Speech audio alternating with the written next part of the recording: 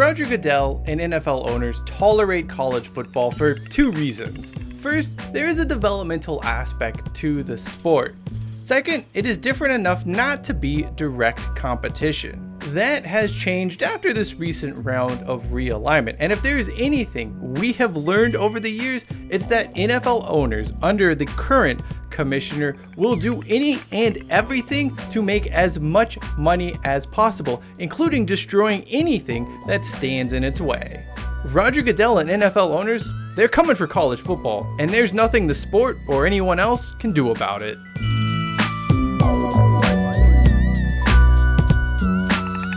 When the NFL rolled out a Christmas Day tripleheader last season, it was such a dick move. They saw exactly what the NBA had and they wanted a slice of that basketball pie.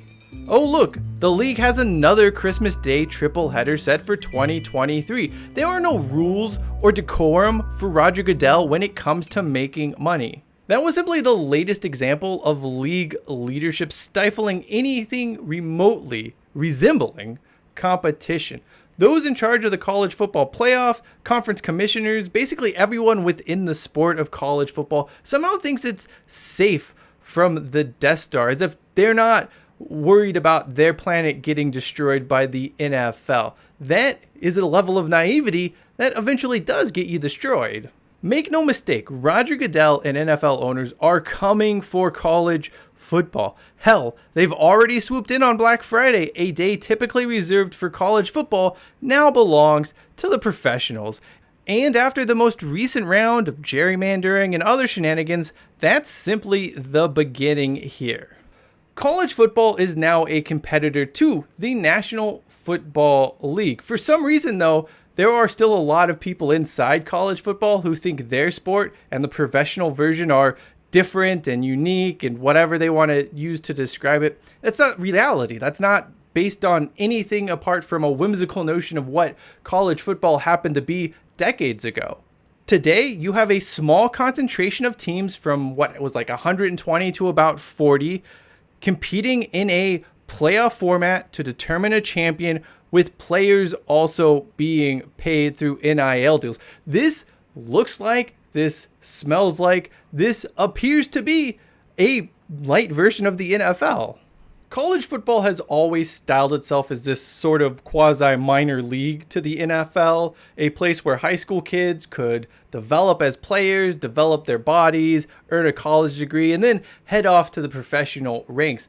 If we're being honest, that has been true more or less for decades now. At least until recently. When you look at the landscape today, it is shifting and shifting rapidly. Top-level high schools basically operate at a college level. There are 18 and 17-year-olds coming out of programs like the IMG Academy that might as well be grown adults. There's also a pretty strong argument to be made that NFL coaching staffs and front offices would prefer to get kids into their system earlier so they could aid and monitor their development during these very formulative years of a football career. I mean, better them than, say, I don't know, Rich Rodriguez. More importantly, how much longer will Power 5 schools really be a developmental league for the NFL? Look, we've already seen just about every college football tradition pissed on, thrown in a ditch, and buried. It's only a matter of time before the same thing happens to eligibility. There is no way that those schools aren't going to change things to benefit them down the road.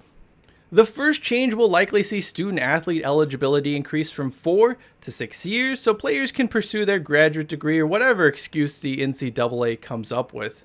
By the end of the decade, or at least within the next 10 years, there's a chance, and a very significant one, that student athletes are reclassified as school ambassadors and no longer required to attend classes or really have any affiliation with the university apart from playing for the football team.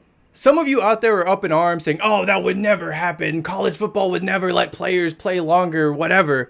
Why? Why wouldn't college football do this when they've basically thrown every tradition and every other thing people like about the sport to the curb in order to make money? If extra eligibility, if extra years, if paying people to play for their university and not go to class is how they can make more money, there is no doubt in my mind that they would allow this to happen because it's what college football does. It's greedy, it's dirty, and they don't really care about the sport. Anyway, in this scenario, college football is no longer a developmental league.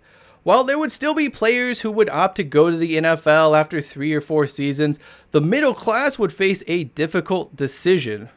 Would a big man on campus really pass up NIL money and just the visibility that comes with playing at one of these schools to go play special teams in the NFL in hopes of slowly working his way up the depth chart? Not only that, but when you pursue that path, you can get cut at any time. The NFL is a cutthroat business. First, second, and third round picks would obviously pursue the professional path and take their chances, giving the money they could make.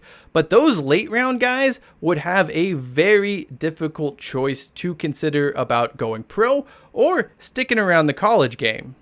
Regardless, there is no way Rodger Goodell or NFL owners would even sit around and let that potentially happen. They are a proactive group that cares about expanding their profits and doing whatever it takes to stay on top. If this were The Wire, the NFL is Avon Barksdale, and those leading college football teams are nothing but hoppers. Helpful, but totally expendable. Just how would Rodger Goodell and NFL owners come for college football? Well, the league still has one of its most powerful trump cards left, just chilling, burning a hole in its pocket. That, of course, being more television broadcast games. You see, each week, about 5, 6 to 10 NFL games are only available on Sunday Ticket or local markets. It's profitable, but they have left a ton of money on the table by letting college football have Saturday uncontested. This makes little sense in a new world where the two are competing or potentially competing. There is no reason to think the NFL couldn't slide over 3 regular season games each week from Sunday to Saturday. And they would get a considerable amount of money to do so. Amazon pays $1 billion annually to broadcast 15 Thursday night football games. Imagine what they would score for a potential Saturday package. For college football, they just become an afterthought if that happens. Sure, people would still watch the games. It would still have a following. Even the NBA was able to survive and draw some ratings on Christmas Day, but it just wasn't the same. Overall, viewership numbers will drop. It'll be secondary on socials and in the mainstream consciousness as a whole.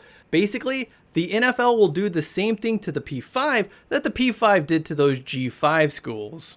This may not be much of an issue at first, but would be huge down the road when it comes time for college football conferences to start renegotiating rights deals. They will be fighting for significantly less money because TV networks aren't going to pay them the same amount they do today for smaller ratings and smaller viewership numbers. Today's growth will slow and stop in the near future because it's come mostly through cannibalization. Schools have been eating other schools' piece of the pie, but there is no more of that pie to take, and now the NFL, the top of the food chain, has college football square in its sights. Of course, that will be a problem for others within the sport to deal with down the road. You sort of have to admire that boomer logic to a certain extent. Get rich, cause a bunch of damage, and then let someone else clean up your mess in 10 to 20 years' time after you're already dead. What a time to be alive, folks. All of this said, it is very hard, I would say impossible, to envision a scenario where college football dies, but the NFL will firmly eliminate it as a threat. Schools aren't going to be able to afford these spiraling expenses when TV money starts going down. There is a realistic chance in 20 to 25 years' time that college football returns to what we mostly know the sport as and not the greedy, bloated carcass it has become in 2023. Much like how the Romans went scorched earth on the Carthaginians way back in the day, Rodger Goodell and NFL owners will make sure to leave a mark on college football to ensure it knows its place. Uprisings must always be punished. One interesting concept is for a high school draft where NFL teams have access to the best prospects and are able to develop them in their own building for 2 to 3 years before having them join a 53-man roster. That means those 5-star recruits and all the fanfare they bring, they're not going to step foot on most college campuses. I mean, some could still choose to go that route, but many more would probably take the NFL money and be happy. This leaves the NCAA as nothing more than a proving ground for other NFL talents, a place for those to develop the overlooked recruits, the overlooked players to go and prove themselves for 3 to 4 years and then get drafted as they do right now. Whatever the case may be, we know the NFL isn't going to stand idly by as college football consolidates and morphs into a competitor. And despite what those in Des Moines, in Columbus, in Tuscaloosa, in Clemson all want to claim, that is exactly what's happening here. So by all means, have fun these next few seasons because trouble is on the horizon and it is coming for college football. Honestly, the more that I think about it, an NFL tripleheader on Saturday sounds a hell of a lot better than watching like 3-3 Auburn take on 4-2 Mississippi State in a game that doesn't really matter because 500 teams make the college football playoff in the future. But what do I know? I'm just a fan. That does it for me. I'm Cheyenne Hollis.